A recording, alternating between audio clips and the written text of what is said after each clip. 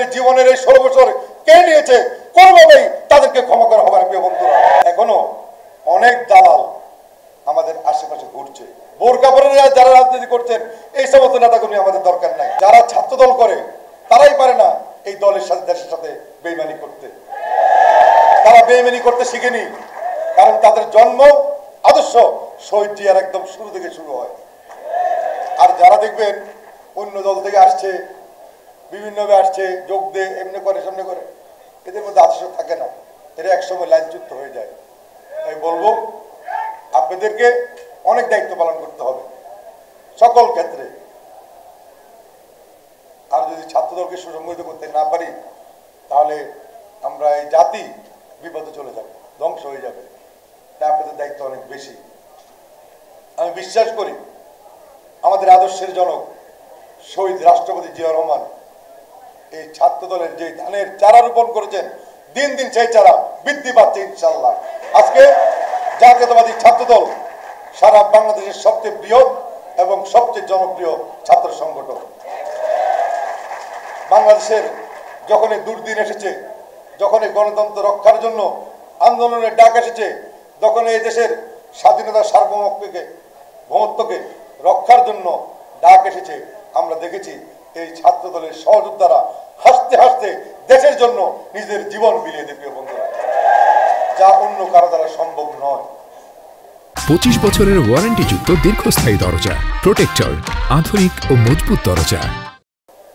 একমাত্র ছাত্র দলই প্রমাণ করেছে দেশের জন্য, জাতির জন্য এই লাল সবুজের পতাকা রক্ষার জন্য যে কোনো আন্দোলন সংগ্রামে গুরুত্বপূর্ণ ভূমিকা পালন করে।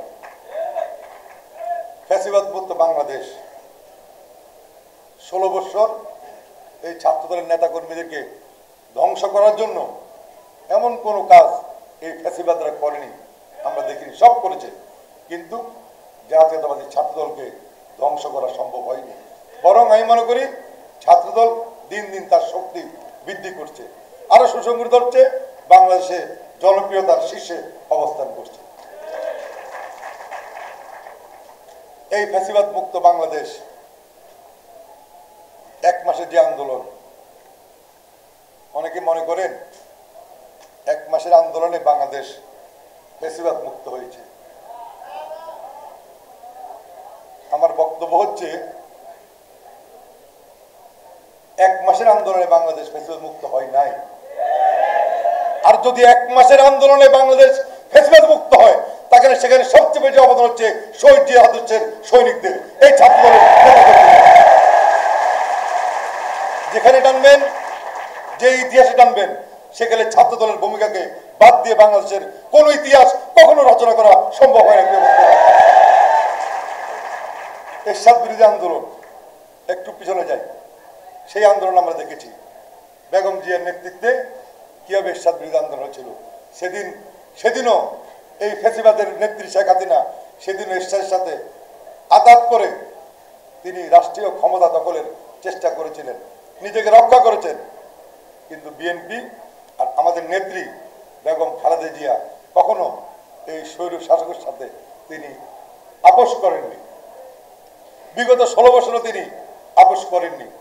জেল খেটেছেন, নীরবে নিশ্চের হয়েছেন, নিজের সন্তান হারিয়েছেন, 2টি সন্তানকে দিয়ে হারিয়েছেন। একটি সন্তানকে মৃত্যুর দিকে ঠেলে দেওয়া হয়েছে, আরেকটি সন্তানকে বেগম জিয়ার বুক থেকে সরে সেই সুদূর অনেক দূরে তাকে অবস্থান করতে বাধ্য করা হয়েছিল।